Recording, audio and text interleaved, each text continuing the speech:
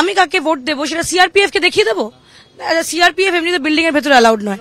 Central government পাঠিয়েছে, তারা নিজেদের কাজ করছে, আমি সেটা শুনিনি। পিএফই যত রকম মানে এইসব ফন্দি করছে যে ভেতরে গিয়ে আমি কাকে ভোট দেবো সেটা সিআরপিএফ কে দেখিয়ে দেবো? সিআরপিএফ এমনিতে বিল্ডিং এর ভেতরে অ্যালাউড নয়। সেটা সেন্ট্রাল গভর্নমেন্ট পাঠিয়েছে, তারা নিজেদের কাজ করছে।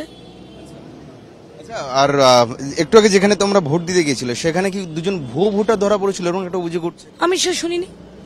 কারণ সংবাদ মাধ্যম সেখানে পৌঁছানোর আগে দুজনকে দৌড়ে পালাতে দেখা গিয়েছে, এমনটাই সেখানকার যারা উপস্থিত ছিলেন তৃণমূল বলতে পারবো না, কারণ ওই বুথে আমরা ছোট্টবেলা থেকে ভোট দিচ্ছি এবং 16 নম্বরে খুব শান্তিপূর্ণভাবে ভোট হয়েছে, খুব কোনো অসুবিধা হয়নি। এখানকার যিনি বিজেপি প্রার্থী কল্যাণ চবে, তার বিরুদ্ধে কালকে যে একটা অডিও ক্লিপ সামনে এসেছে, রাত্রি 11:30টার সময় আমার বুথ প্রেসিডেন্টকে, ব্লক প্রেসিডেন্টকে ফোন করেছেন এবং আমার যুব প্রেসিডেন্টকে। রাত 11:30? হ্যাঁ, কালকে রাত্রি 11:30টায়। দুপুরবেলা তো কুণাল ঘোষকে ফোন করেছেন বলে দাবি করেন। কুণাল দাকে বোধহয় 7 তারিখে ফোন করেছে, কিন্তু আমার কাছে আমার ফোনে 7খানা অডিও ক্লিপিং আছে ওনার, যেখানে উনি আমাদের বিভিন্ন সক্রিয় ছেলেকে ফোন করেছেন। দেখুন, এখানে কোনো প্রার্থী দাঁড়ায়নি। কুণাল ঘোষ ছাড়াও আরো বিভিন্ন লোকের সাথে যোগাযোগ হয়েছে। আমার কাছে 7 জনের কল রেকর্ডিং আছে অলরেডি। তারা কারা?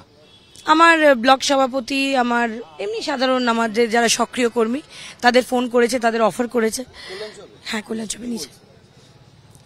तो क्या सोचा है आपने, थोड़ा मदद कर दीजिए। श्रेया दी के साथ रहते हैं क्या?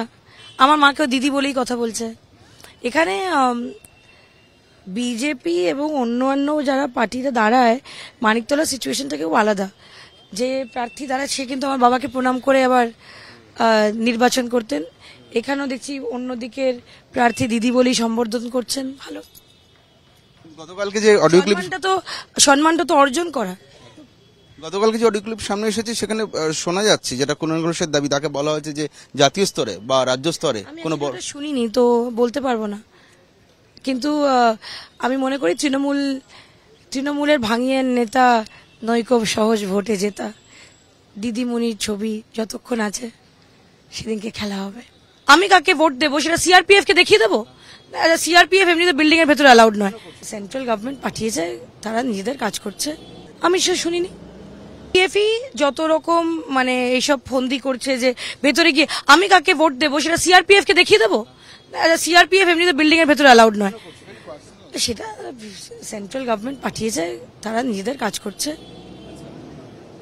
আর একটু আগে যেখানে তোমরা ভোট দিতে গিয়েছিলে সেখানে কি দুজন ভুয়ো ভোটার ধরা পড়েছিল এবং একটা অভিযোগ উঠছে? আমি সেটা শুনিনি।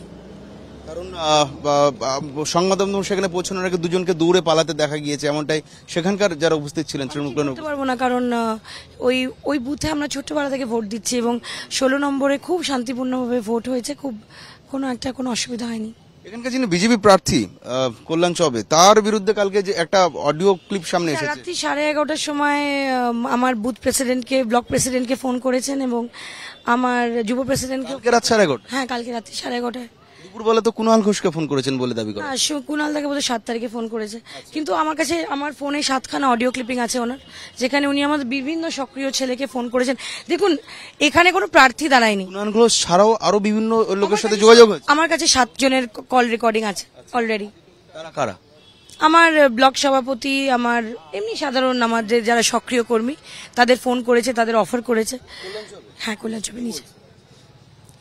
तो क्या सोचा है आपने, थोड़ा मदद कर दीजिए।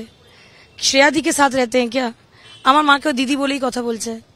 এখানে বিজেপি এবং অন্যান্য যারা পার্টিরা দাঁড়ায়, মানিকতলা সিচুয়েশনটাকেও আলাদা।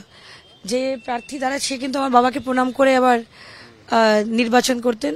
এখানেও দেখছি অন্যদিকের প্রার্থী দিদি বলেই সম্বোধন করছেন। ভালো। গতকালকে যে অডিও ক্লিপ, সম্মানটা তো অর্জন করা। গতকালকে যে অডিও ক্লিপ সামনে এসেছে সেখানে শোনা যাচ্ছে, যেটা কুণাল ঘোষের দাবি, তাকে বলা হয়েছে যে জাতীয় স্তরে বা রাজ্য স্তরে কোনো শুনিনি তো বলতে পারবো না, কিন্তু আমি মনে করি তৃণমূলের ভাঙিয়ে নেতা নৈকো সহজ ভোটে জেতা। দিদিমণির ছবি যতক্ষণ আছে সেদিনকে খেলা হবে। বেশ, অসংখ্য ধন্যবাদ। কথা বললাম শ্রেয়া পাণ্ডের সঙ্গে, তিনি আজকে উপনির্বাচনের দিনে দাঁড়িয়েও বললেন খেলা হবে এবং নির্বাচন চলছে, যদিও অধিকাংশ জায়গায় শান্তিপূর্ণ নির্বাচন চলছে। দু এক জায়গা থেকে বিক্ষিপ্ত অভিযোগ আসছে, কেন্দ্র বাহিনীর বিরুদ্ধে অভিযোগ করলেন শ্রেয়া পাণ্ডে। তিনি নিজে সুপ্তি পাণ্ডে এবং প্রয়াত মন্ত্রী সাধন পাণ্ডের কন্যা শ্রেয়া পাণ্ডে, তিনি কেন্দ্র বাহিনীর বিরুদ্ধে কিন্তু অভিযোগ করছেন। যদিও মানিকতলায় অন্যান্য কেন্দ্রে সমস্ত বুথে কিন্তু এই মুহূর্তে ভোট গ্রহণ শান্তিপূর্ণভাবে চলছে বলে পুলিশ সূত্রে জানা যাচ্ছে।